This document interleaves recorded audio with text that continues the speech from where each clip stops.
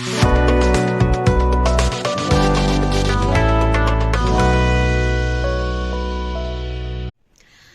वालेकुम, मैं Bushra Malik Heaven Avenue Institute से।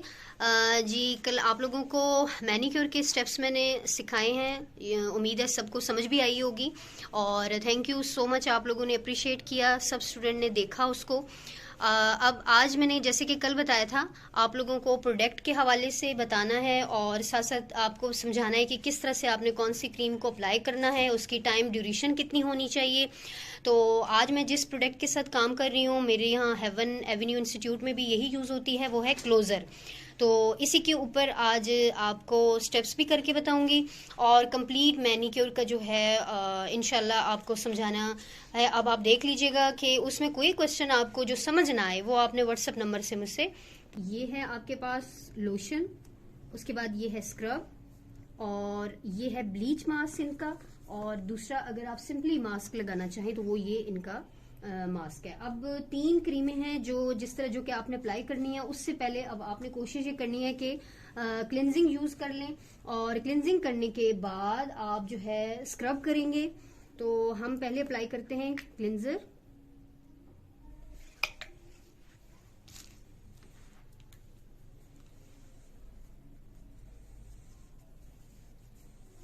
मैंने आपको कल भी बताया था कि ये स्टेप आपका स्टार्ट में होना है, क्योंकि ये हमेशा जो है डार्क होता है और इसमें आपको इसको जो है थोड़ा सा स्क्रब करना है इस तरह, और इसके ऊपर प्रेसिंग पॉइंट के साथ आपने मसाज करना होता है।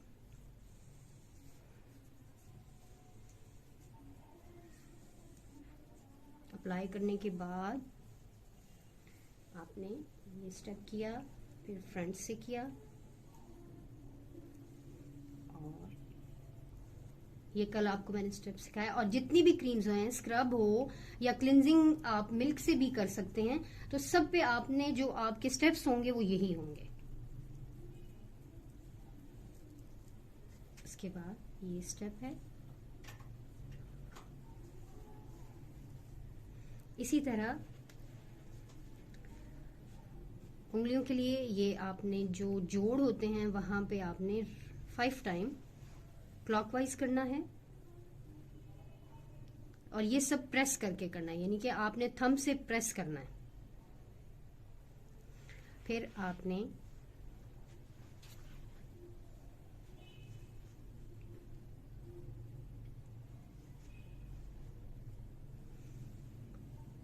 जी नेक्स्ट आपने स्क्रब अप्लाई करना है। जो आपने क्लिनजिंग करनी है वो आपका टाइम पीरियड जस्ट आपने रिमूव करना है उसकी डस्ट, तो आपने वो तकरीबन 1 मिनट या 2 मिनट भी लगा लिया तो इट्स ओके। और फिर अब आप स्क्रब करेंगे और स्क्रब आप हमेशा याद रखें कि जितना सॉफ्ट आपके हाथ होते हैं उससे, क्योंकि स्क्रब खुद भी उसका नाम से ही पता चलता है कि वो आपको थोड़ा सा शार्प भी होता है, तो उसमें अगर आप प्रेसिंग पॉइंट रखेंगे ज्यादा तो फिर ये होगा कि आपकी स्किन अगर किसी की कोई बहुत ज्यादा सेंसिटिव है तो फिर वो रैश पड़ जाते हैं। ये आपने किया स्टेप और देन फिर दोबारा वही वाले स्टेप्स आपने करने हैं प्रॉपर। हमेशा आपने देखा होगा कि ज्यादातर जो है बच्चियों की ये वाला एरिया जो है बाकी हाथ से ज्यादा डार्क होता है, तो आपकी जो कोशिश होनी चाहिए वो ये है कि आप यहाँ पर ज्यादा टाइम दें, यानी कि 5 टाइम है अगर मैं बता रही हूँ तो आप 10 टाइम भी दे सकती हैं अगर आपको जरूरत फील हो तो। ये आपने ज्यादा इसको टाइम देना है और ये आपने प्रेसिंग पॉइंट यानी कि प्रेस होना चाहिए, थंब से आपने प्रेस करके ये अप्लाई करना है। जी आपने स्क्रब जब इस्तेमाल कर लेना है उसके बाद आपने, अगर आपका कस्टमर कहता है कि हमें वाइटनिंग मैनिक्योर चाहिए, तो आपने ज़ाहिर उनकी जो हेज है उसको या तो स्क्रब किया जाता है, सॉरी या ब्लीच किया जाता है या उसको वैक्स किया जाता है। अगर आप वैक्स यूज करते हैं तो मैनिक्योर से पहले आप वैक्सीनेशन कर लें और थोड़ा सा टाइम जो है वो स्किन को दे दें, उसके बाद आप मैनिक्योर पेडिक्योर करें, ठीक है। क्योंकि मैनिक्योर जब आप करेंगे, मैनिक्योर के बाद ये होता है कि आपका जो हेयर है वो इतना स्मूथ हो जाता है कि आपकी वैक्स करना इजी नहीं होता। यानी कि वो वैक्स सही होती ही नहीं है। तो अब जैसे कि अब हमारा कस्टमर है, अब उनकी डिमांड ये है कि मुझे व्हाइटनिंग टच चाहिए। व्हाइटनिंग अगर टच चाहिए तो फिर हमें ब्लीच जो है स्क्रब के बाद उसको ब्लीच आपने लगा देना है, ठीक है। एक तरीका ये भी है, जिनके हार्ड बाल हैं, जिनके ब्लीच नहीं होते, आपने देखा होगा अमूमन कि कुछ हेयर्स होते हैं जो ब्लीच नहीं हो रहे होते, तो उनके लिए ये तरीकाकार होता है कि आप उसको मैनिक्योर करने से पहले ब्लीच अप्लाई करें। और ब्लीच में क्या क्या चीजें चाहिए वो आपको डिस्क्रिप्शन में इंशाल्लाह वो लिख के आपको मैं दे दूंगी, जिसमें आपको पता होगा कि ब्लीच बनाने के लिए क्या क्या चीजें चाहिए होती हैं। जस्ट वो लगा के आपने वो अप्लाई कर देना है और उसके बाद आपने लास्ट में उसको रिमूव करके, और रिमूव कैसे आपने करना है कि एक बाउल में पानी नीम गर्म हो, उसके अंदर जो जो चीजें डलती हैं वो सारी आपको बता देती हूँ, वो आपने उसमें ऐड करके और हाथों को डिप कर देना है।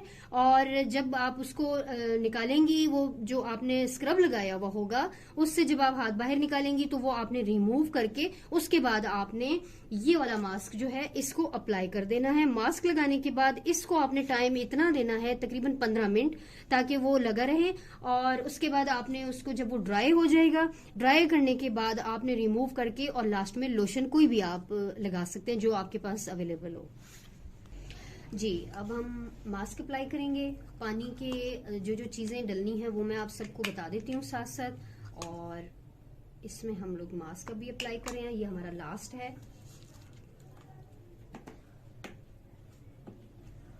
पानी जो आपने बनाना है नीम गर्म पानी होना चाहिए, उसमें आपने अर्के गुलाब ऐड करना है। अर्के गुलाब के बाद आपने उसके अंदर नमक डालना है, कुछ कम सी क्वांटिटी में डालना है। उसके अलावा आपने शैम्पू डालना है, उसमें एलोवेरा जेल डालना है। और पानी इतना गर्म, नीम गर्म होना चाहिए जो हाथों को यानी कि वो बर्दाश्त हो सके, इतना हो, ज्यादा गर्म नहीं होना चाहिए आपका पानी। और उसके अंदर डिप करने के बाद आपने जिन चीजों से नेल्स को शेप देनी है वो मैं आपको दिखा देती हूँ मास्क लगाने के बाद। और आपका मैनीक्योर कंप्लीट हुआ। मजीद कुछ इसमें पूछना होगा सवाल तो इंशाल्लाह कमेंट्स में भी आप पूछ सकते हैं। और इंशाल्लाह आप मुझसे व्हाट्सएप नंबर भी सब बच्चियों के पास है आप, और इसको ज्यादा से ज्यादा आपने इसको फैलाना है ताकि उन बच्चियों तक जहां तक ये प्रोडक्ट भी नहीं पहुंची या जहां तक ये इंफॉर्मेशन जो बच्चियां सीखना चाहती हैं उन तक नहीं पहुंची, तो ये आपके तफैल किसी भी, अगर आपने व्हाट्सएप पे लगाया, स्टेटस पे लगाया और किसी बच्ची तक पहुंच गया तो इस कार्य खैर में आप भी अपना हिस्सा डालेंगे। तो ये बहुत बड़ी बात होती है कि आप किसी के कमाने के जरिए में या सीखने के अमल में किसी के साथ आप हेल्प करें, तो इस सदका जारिया में आप जरूर अपना हिस्सा डालें। और बाकी हमारा काम कैसा लग रहा है आपको और मजीद आप क्या सीखना चाहती हैं वो सब डिटेल आप कमेंट बॉक्स में या व्हाट्सएप नंबर में पूछ सकती हैं। थैंक यू सो मच, अपना ख्याल रखिएगा। अल्लाह हाफिज।